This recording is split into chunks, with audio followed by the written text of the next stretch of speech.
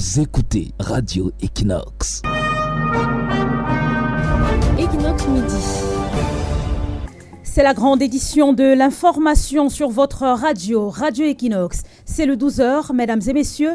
Bon après-midi à tous. À la une de ce journal, une forte pluie s'est abattue ce lundi sur la capitale économique Douala. Dans la ville comme dans plusieurs autres villes à travers le pays, l'ambiance reste morose. Commerces, établissements scolaires et agences bancaires et autres agences de voyage ont gardé porte close, répondant à l'appel des villes mortes lancé par Issa Tiroma Bakari, le candidat du FSNC, qui continue de contester les résultats de la présidentielle du 12 octobre dernier, qu'il qualifie de victoire volée. L'atmosphère à Douala, Yaoundé, Bafoussa, Marouane, Gaoundéré à suivre dans le 12h.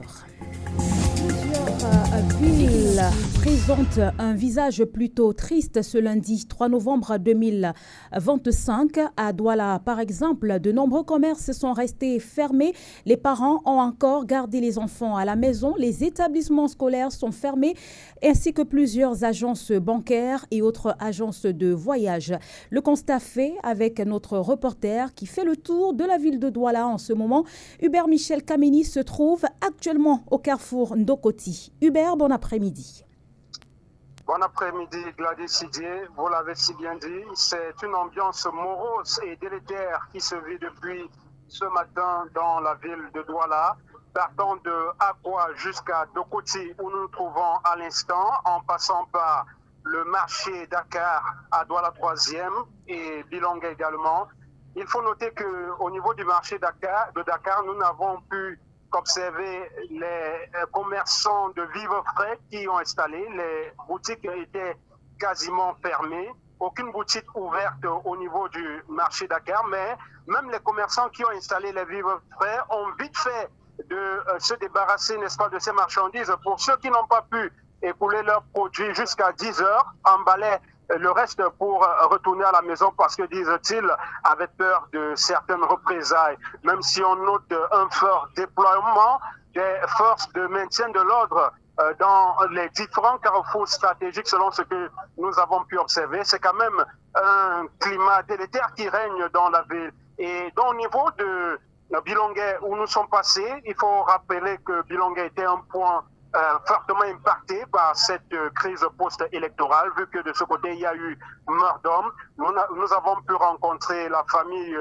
de Simon Fokam Achille qui a été atteinte par balle et dont la famille nous a fait comprendre que la dépouille de ce monsieur a finalement été retrouvée et se trouve désormais à la morgue de la garnison militaire de Douala. Ils n'attendent plus que les formalités administrative pour, n'est-ce pas, entrer en possession et continuer avec les obsèques. Et donc, au niveau de Ndokoti, où nous nous trouvons présentement, c'est quasiment la même chose. Les boutiques sont fermées.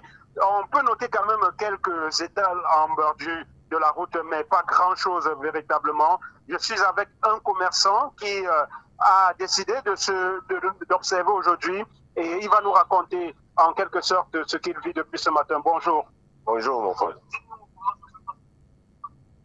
Ah, vous voyez que l'ambiance est crénasse. L'ambiance est crénasse. Ou bien tout le monde a pris peur. Depuis l'autre jour qu'il y a eu casse, n'importe qui a décidé de rester à la maison. Vous pouvez constater comment toutes les boutiques sont fermées. Nous sommes souvent pleins ici en bordure de route. Il n'y a même pas mais aujourd'hui, n'importe qui a décidé de rester à la maison. C'est juste moi-même, je vis à côté là. Je suis sorti pour observer un peu. Pour voir s'il y aura certains courageux, mais j'observe que c'est complètement naze. Moi-même, je ne peux pas prendre les risques d'installer de cette façon. Puisque tu peux installer là, tu ne sais pas ce qui va arriver après. Bon, c'est pour ça que moi, j'ai décidé, de ne pas installer. Merci beaucoup. Et il faut noter également, Gladys, vous l'avez souligné dès l'entame de l'émission, dans les établissements scolaires, on va noter que les élèves ne se sont pas assez mobilisés ce matin. Là où nous sommes passés, on notait des salles de classe quasi vides, même si les enseignants étaient en poste. Ce n'était pas l'effectivité des cours ce lundi matin. Hubert Michel Kameni, en direct de Radio Equinox. Merci Hubert Michel Kameni qui se trouve en ce moment au carrefour Ndokoti. Vous poursuivez donc le tour de la capitale économique avec pour objectif de prendre justement le pouls, la température de la ville de Douala en ce lundi 3 novembre 2025 où des appels aux villes mortes ont été enregistrés. L'on note donc une timide relance des activités dans la capitale économique.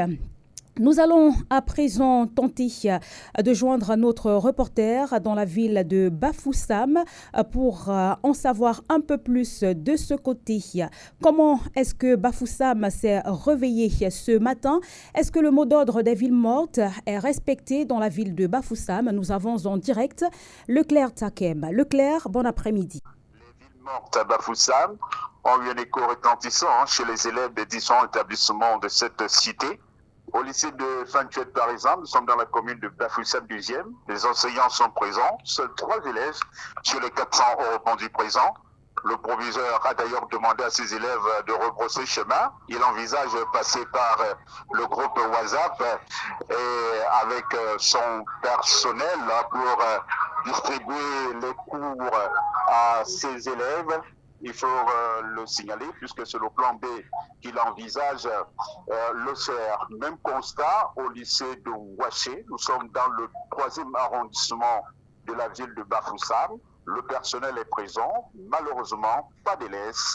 Dans les différentes écoles primaires que nous avons parcourues ce matin, pas l'ombre d'une mouche dans ces établissements dont le personnel n'est même pas présent.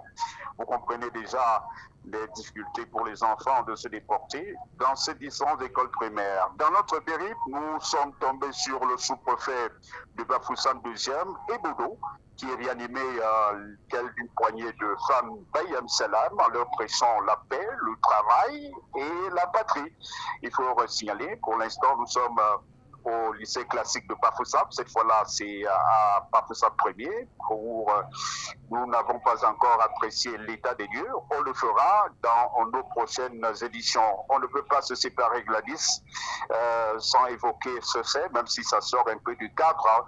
Cet homme qui aurait mis à mort sa dulcinée du côté de Balou. Nous sommes dans le département de la Méloire. Le présumé meurtrier aurait pris la poudre d'escampette aux dernières nouvelles. Nous y reviendrons, Gladys. Donc à Bafoussam, les boutiques sont pratiquement fermées et il y a des mouvements de va-et-vient. Leclerc Takem, si vous permettez, qu'en est-il des marchés A et marchés B de la ville de Bafoussam? Ces grands espaces marchands sont-ils ouverts? Ces espaces marchands sont restés effectivement fermés, Gladys. Les usagers se plaignent de le pourquoi. On n'a pas ouvert quelques boutiques, mais là, les tenanciers restent formels. Pas question de prendre ce risque en ouvrant les boutiques, surtout qu'on a de la présence des hommes en tenue qui sont tout autour, mais ça ne rassure pas les commerçants propriétaires des boutiques. Merci Leclerc. Leclerc Takem en direct de la ville de Bafoussam qui décrit également une ambiance plutôt morose de ce côté. Les établissements scolaires qui restent fermés, ceux des élèves qui ont pu sortir ont été renvoyés à la maison par les responsables d'établissements. L'ambiance ainsi donc décrite dans la région de l'Ouest, dans la ville de Bafoussam, précisément en ce lundi 3 novembre. Où des appels aux villes mortes ont été annoncés à travers le pays. Nous mettons à présent le cap sur la région de l'Adamawa, précisément dans la ville de Ngaoundéré pour retrouver Jean-Blaise Noupéé. Jean-Blaise, bon après-midi. Bon après-midi, bienvenue à Ngaoundéré. Alors, quelle est l'ambiance à Ngaoundéré ce lundi 3 novembre, Jean-Blaise? Oui, ce jour, Ngaoundéré s'est levé véritablement au rythme des villes mortes. Et nous pouvons dire que 2 secteurs particuliers ont été touchés par cet événement, particulièrement le transport, le secteur du transport et aussi le secteur commercial. Donc, nous avons sillonné la ville, nous avons été dans les agences de voyage qui sont pratiquement fermées et pour ceux qui connaissent la position géographique de Ngaoundéré, c'est la ville de jonction entre le Grand Sud et le Grand Nord du Cameroun. Ça veut dire quoi? Ça veut dire que ceux qui quittent par exemple Bertoua et qui voudraient se rendre à Garoua, passant par Ngaoundéré, cela est quasiment impossible en ce jour. Et pour ceux qui quitteraient Maroua, Garoua pour descendre vers le sud du Cameroun, cela n'est pas possible en ce jour. Les agences restent donc quasiment fermées, toutes les grandes agences que vous connaissez. Et le secteur commercial aussi est totalement verrouillé ici. Les grands marchés sont vidés et c'est à peine si vous voyez quelques commerçants qui ont étalé leurs produits. Les grands commerces, les centres commerciaux sont totalement fermés et nous pouvons dire que la circulation est de manière minimale. Nous avons une circulation minimale ici dans la ville parce que quelques motos aperçues par-ci par-là permettent à quelques citoyens de se déplacer. Et c'est pratiquement une ville morte en ce jour à Ngaoundéré. Les secteurs du public par contre, fonctionnent normalement, les services publics sont ouverts, les pharmacies aussi sont ouvertes, mais nous avons constaté que cette ville morte est pleinement observée dans la ville de Ngaoundéré. Merci à vous, Jean-Blaise Noupéé, pour les détails apportés concernant donc la situation dans la ville de Ngaoundéré. La circulation paralysée, les établissements scolaires également paralysés, autres établissements bancaires. Cependant, à Ngaoundéré, nous fait savoir notre reporter, notre correspondant sur place, les services publics fonctionnent normalement. Les portes sont ouvertes, attendant désespérément les usagers. Voilà donc l'ambiance brossée dans quelques villes du Cameroun en ce lundi 3 novembre 2025 où des appels à ville morte ont été donc lancés par Issa Tiroma, le candidat du FSNC à la présidentielle du 12 octobre dernier, qui continue de contester les résultats de ce scrutin. De Ngaoundéré à Maroua, il n'y a pas un seul pas, il y a beaucoup de kilomètres. Mais bon, nous retrouvons Amadou Daïro à présent à Maroua. Amadou, bon après-midi.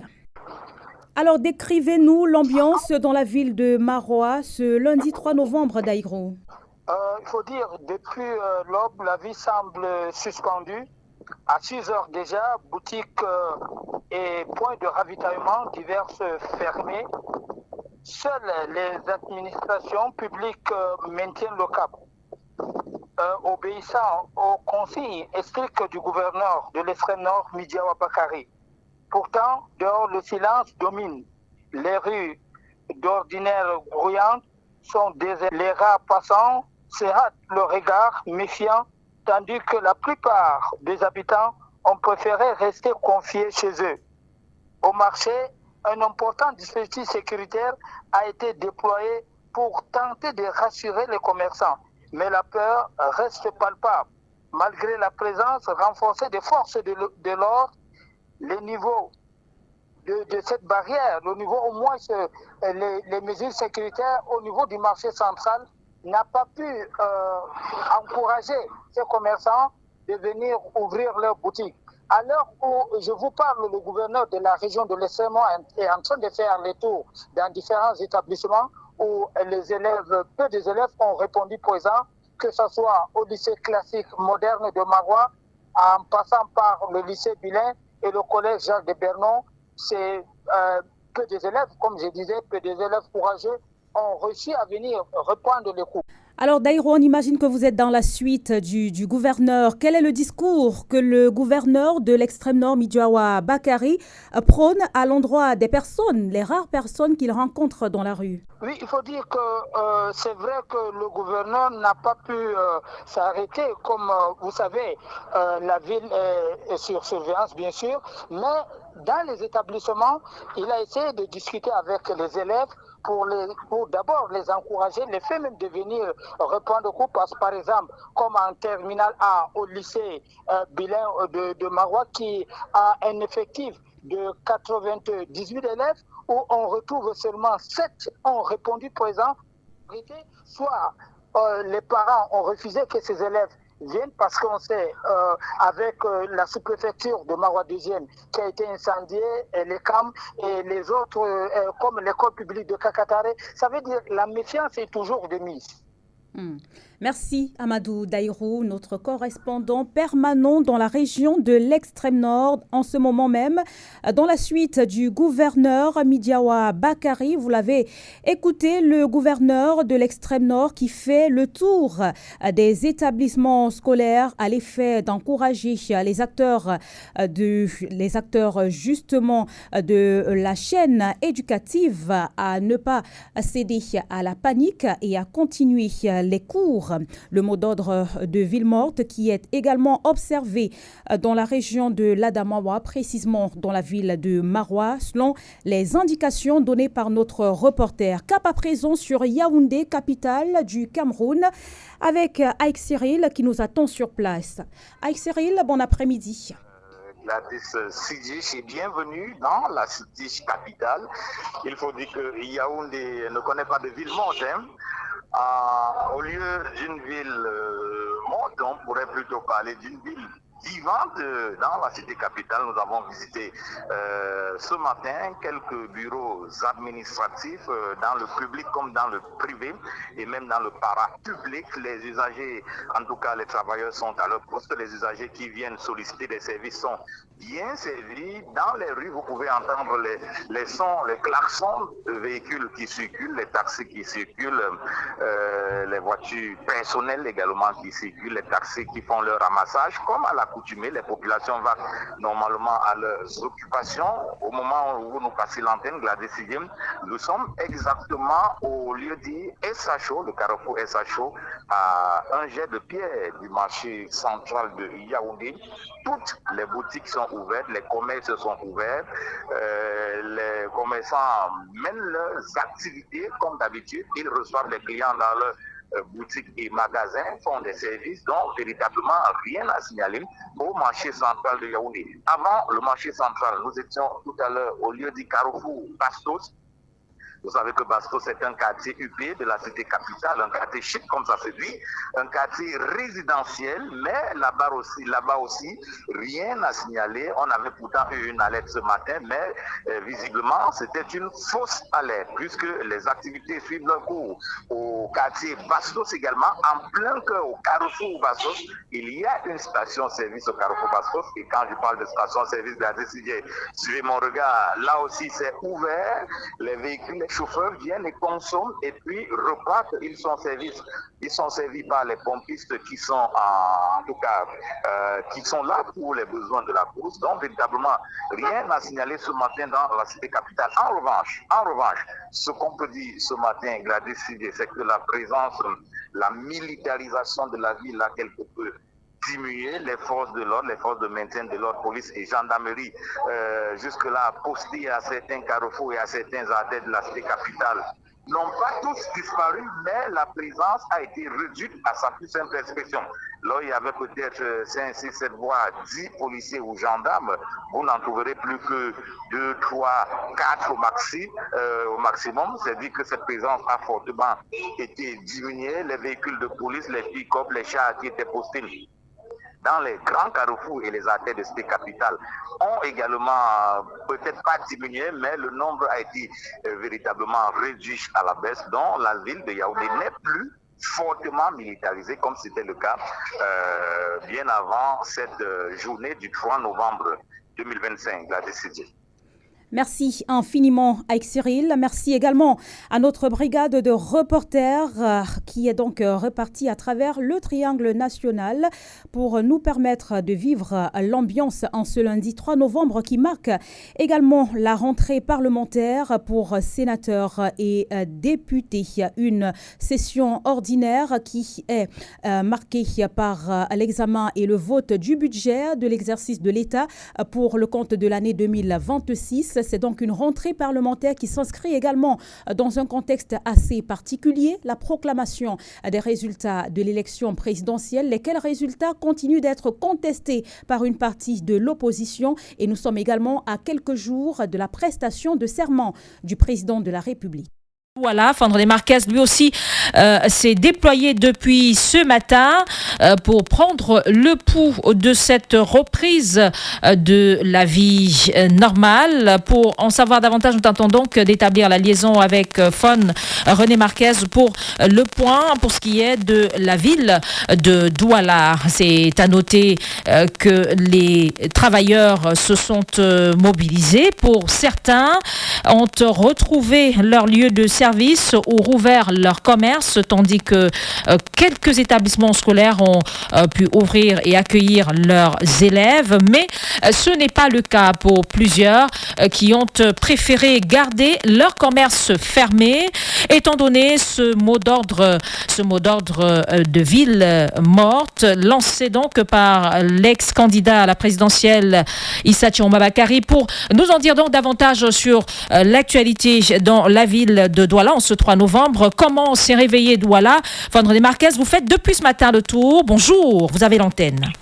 Bonjour, je suis Fernand Bijaka. Good morning, listeners of Balafon Radio. Welcome to Douala 4th Subdivision, Bonaberi, where I am reporting. Well, after making some stops in some areas in Douala, especially in the Douala 4th Subdivision. Well, maybe for those entering the west entrance into Douala, you want to understand that the traffic or the transport situation is not really the best because you have the transport. I'm talking about motorbikes as well as commercial motorbikes that are partially circulating or flying the road. But then it's not as usual. The usual circulation that we know either from the old or the new road here in Bonaberi. Well, that's as far as transport is concerned. But then as far as interurban transport agency is concerned, last week we did a report at the level of the Bonaberi Motor Park Interurban Transport Agency. Some are still to operate due to the fact that due to the post-electoral violence and well, they don't want to maybe take that risk to open their doors for passengers. But then even if at least or they do open, they don't have passengers that will be coming for them. But then so far, so good. It is a partial ghost town that we're witnessing here in the Douala 4th Subdivision. Some places are open, some places are not. We have some public spots that are not open. You see for some private stores as well as roadside shops that are still closed so far. Probably maybe they are waiting or they are still to observe what is going to happen in the coming hours ahead here to Fernand. So that's the situation presently. As we speak, we are having a partial observation of a ghost town here in the Bonaberi, in the Douala 4th Subdivision. Well, some markets are opened, but not that effective. I'm talking about the Mabanda market, I'm talking about the Ride market, and other markets here in the Bonaberi, Douala 4th Subdivision that are open, but not totally open. What we used to know that used to be here in Bonaberi here too.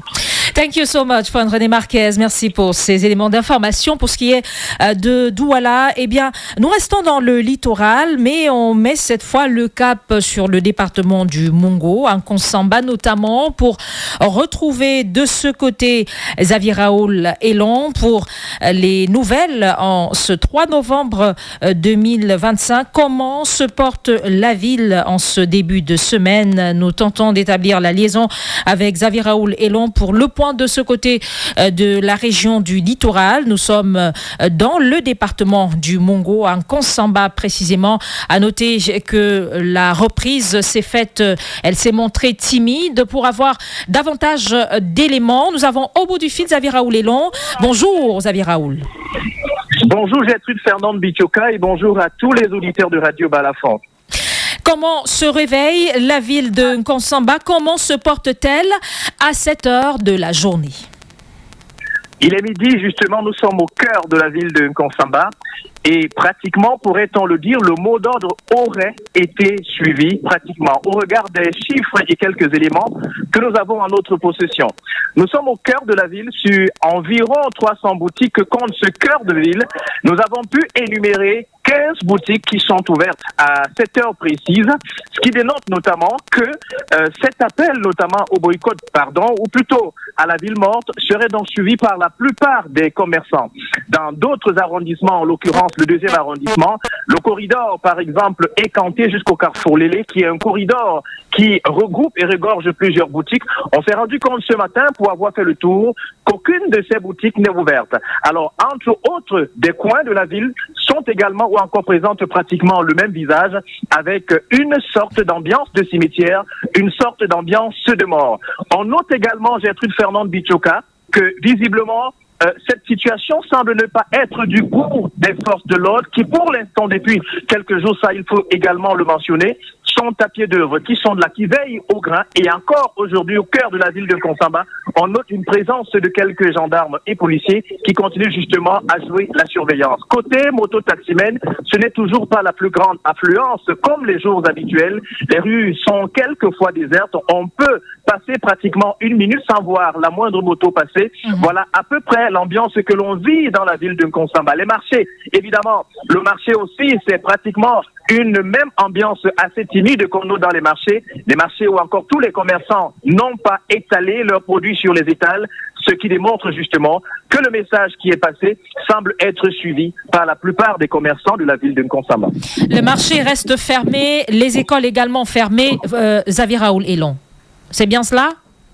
Alors, nous avons de la peine à vous suivre proprement, Gertrude Fernand de Bichoka, si la question pouvait être reformulée. Le marché reste fermé, les établissements scolaires fermés, c'est bien cela? C'est bien ce que vous dites? Alors, justement, nous vous saisissons très mal, Gertrude le marché reste, je le disais, le marché reste fermé, les établissements scolaires fermés, c'est ce que vous dites? Alors, les établissements scolaires, c'est également du mi-figue, mi-raisin. Nous avons fait le tour de quelques établissements. Ce n'est pas la grande affluence dans les établissements. Les parents restent tout de même sceptiques. Quelques parents ont pris le courage d'envoyer leurs enfants dans les différentes écoles et même dans les collèges privés comme les lycées d'enseignement secondaire public. Ce n'est pas la plus grande affluence. Il y a un climat de méfiance et justement de prudence que l'on peut noter, personne ne sachant évidemment. Ce qui pourra être d'un instant ou d'un autre, ce qu'un instant ou un autre pourra donc accoucher. Pour les marchés, nous l'avons dit, ce n'est non plus la grande affluence, c'est une ambiance véritablement timide. Les commerçants semblent avoir justement répondu à cet appel, ce mot d'ordre de ville morte. Merci Xavier Raoul Elon pour ce tableau de la ville de Konsamba.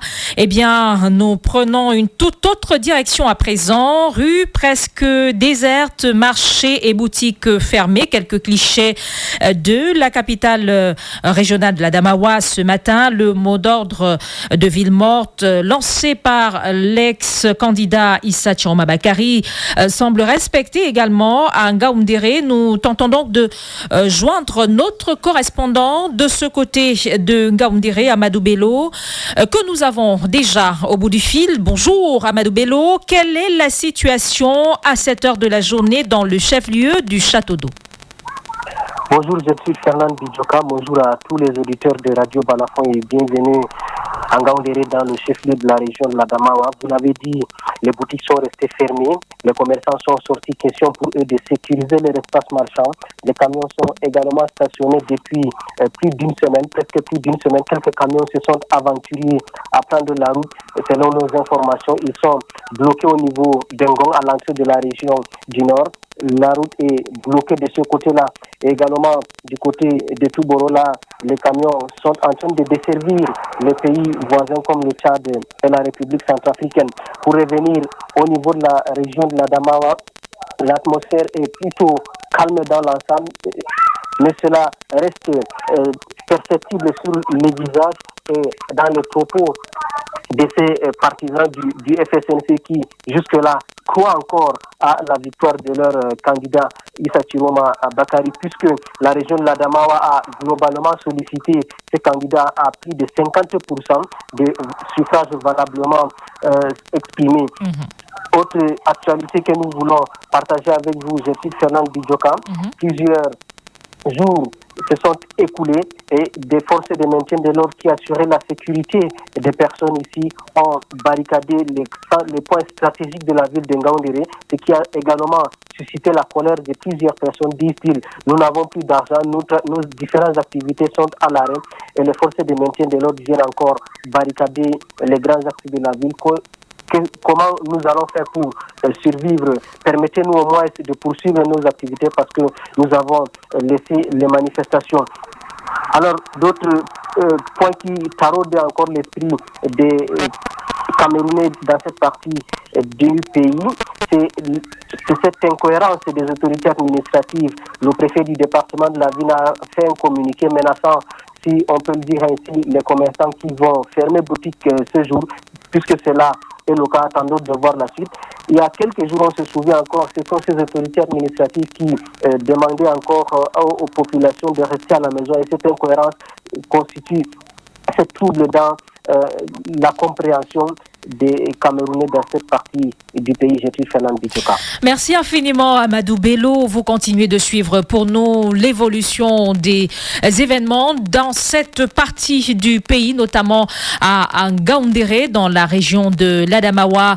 Nous quittons l'Adamawa pour nous rendre dans la région du Nord et précisément à Garoua pour retrouver de ce côté-là Haman Daniel, notre correspondant qui nous tiendra également informé de ce qui se passe en ce moment de ce côté-là du pays, Garoua dans la région du Nord, où on attend donc de savoir ce qu'il va se passer ou ce qui se passe en ce moment de ce côté-là. Les dernières nouvelles donc avec notre correspondant Haman Daniel pour en savoir davantage au sujet de cette journée du 3 novembre 2025. On l'a compris, ce sont des rues presque désertes du côté de Ngaoundéré. Qu'en est-il de Garoua dans la région du Nord? Nous tentons d'avoir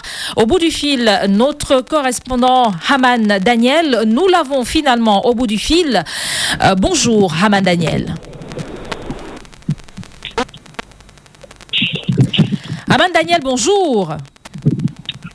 Oui, bonjour et bienvenue à Garoua. Garoua, que se passe-t-il à cette heure de la journée? Comment se présente ce 3 novembre de ce côté? Le temps semble suspendre son envol à Garoua. Le ciel est dégagé. On dirait que lui aussi respecte les consignes des villes mortes des rues.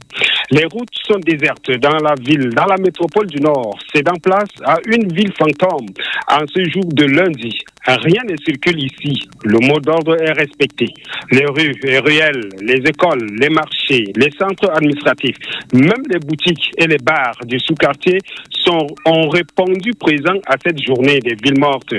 Même pas les mototaximens qui ont juré aux autorités administratives, main sur le cœur, qu'ils vont travailler. Rien de tout cela, mais ont préféré garer leurs engins et vaquer à un repos ou faire autre chose pendant ces 3 jours. Même son de cloche dans l'arrondissement de Gachiga, d'où nous sortons. Le jour du marché hebdomadaire est fermé. Le sous-préfet et le commandant de brigade ont essayé de rassurer les boutiquiers à ouvrir leurs boutiques. Mais rien de mot. Le mot d'ordre reste. Le mot d'ordre est rien. Hermétiquement fermé. D'accord, merci infiniment Haman Daniel pour toutes ces informations. Vous continuez de suivre pour nous l'actualité de ce côté-là du pays. Nous mettons tout de suite le cap sur Bafoussam dans la région de l'Ouest pour retrouver de ce côté-là Franc du Roc Tassonquin. Les nouvelles à cette heure de la journée en ce 3 novembre 2025, Franc du Roc Tassonquin que nous tentons d'avoir au bout du fil pour le point de cette cette journée, en tout cas pour le point de ce lundi à cette heure de la journée. Bafoussam, comment la ville se porte-t-elle alors que nous sommes rendus à 12h et déjà 22 minutes. Franck Duroc Tassonkin, nous l'avons au bout du fil. Bonjour Franck Duroc. Oui. Franck Duroc Tassonkin, bonjour, vous avez l'antenne. Bonjour, bonjour aux auditeurs de Radio Balafon. Une seule chose à dire, c'est qu'à Bafoussam, les compatriotes n'ont pas totalement respecté le mot d'ordre de divorce lancé par le candidat Issa Chiroma Bakari. Nous prenons l'antenne en ce moment et étant dans le premier arrondissement de la ville, c'est vrai que au centre du marché A de la ville de Bafoussam, on a pu constater que plusieurs boutiques, la majorité des boutiques, sinon, sont totalement fermées, mais autour du marché A et B de cette ville, disons que les boutiques sont autour et font bien entendu des commentaires. Après avoir fait un tour du côté du marché central de Bafoussam et du marché B, très populaire de la ville de Bafoussam, disons aussi qu'un autre fait, et pas de moindre, ce sont les conducteurs de moto, oui, les communément appelés des spinners, ils ont dérogé à la règle. Ils ont tout simplement, ou encore, ils ont paquet à leur occupation. C'est vrai que maintenant, dans ce secteur du transport urbain, il y a quand même certains conducteurs ou encore les taximans qui n'ont pas totalement, les taximans qui sont d'une part, disons-le ainsi, pas assez des races très nombreux, ça j'y arrive enfin. Donc, les conducteurs de moto, justement, sont en train de passer à leur occupation. On a eu l'opportunité de tendre notre micro à certains qui ont justement dit qu'ils ont quand même, depuis les premières heures de cette matinée, fait le tour des 3 arrondissements de la ville de Bafoussam. Maintenant, notre fait, c'est que nous revenons fraîchement du lycée de Famtuel. C'est basé dans le 2e arrondissement de Bafoussam après. Donc, dans cette autre institution, disons qu'on a retrouvé les enseignants, le proviseur et même les surveillants généraux, mais pas l'ordre d'un élève. Donc, c'est le triste constat. Depuis que on a également fait un tour du côté de la mairie de Bafoussam, où on a bel et bien constaté que les agents sont en place. Il y a certains, c'est vrai que c'est une minorité, il y a quelques compatriotes qui viennent demander du service, qui sont également servis, mais c'est pas l'affluence des grands coudons. De toute façon, disons que avec ce constat, on est en pôle de se dire que Bafoussam n'a pas véritablement respecté le mot d'ordre. Mais à cette heure de la journée, disons que les choses sont en train de changer progressivement parce que, écoutez, depuis le matin, c'est vrai que la température n'était pas la même, il n'y avait pas assez de personnes dehors, mais au moment où nous prenons l'antenne, il faut dire que dans certaines rues de Bafoussam, il y a quand même du monde, même si les activités sont plus vraiment et Merci infiniment, Franck Duroc Tassonkin. Toutes nos excuses, madame, monsieur, pour la qualité de cette liaison téléphonique, indépendante, bien sûr, de notre volonté. On l'aura compris, c'est une reprise à température, reprise, ou plutôt un retour à la vie normale, à température plutôt variable, car si elle est effective dans certaines localités, eh bien, ailleurs, ce n'est pas le cas. La peur pour certains et la contestation du verdict du Conseil constitutionnel pour d'autres maintiennent les uns et les autres encore à la maison, donnant donc lieu, vous l'avez entendu, à des rues presque désertes